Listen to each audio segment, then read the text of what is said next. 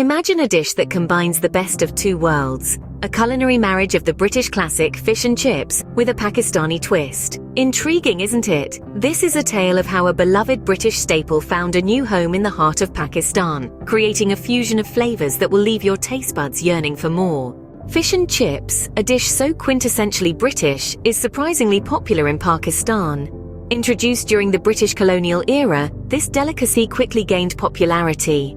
Over the years, it has evolved and been adapted to suit the local palate, resulting in a unique variant that is now a favorite across the country.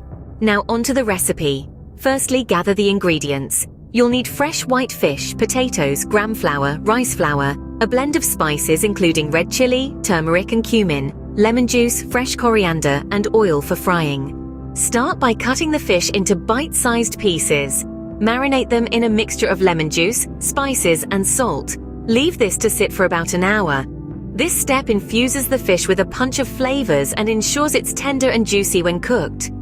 While the fish is marinating, turn your attention to the chips. Cut the potatoes into thick strips. Soak them in cold water for 20 minutes to remove excess starch. This step ensures your chips will be crispy on the outside and fluffy on the inside.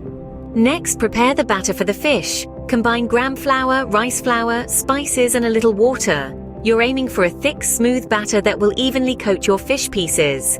Heat the oil in a deep pan. Dip each piece of marinated fish into the batter, ensuring it's fully covered, then carefully lower it into the hot oil. Fry until the batter turns a beautiful golden brown and the fish inside is cooked through. For the chips, pat them dry and then fry in the same oil until golden and crispy.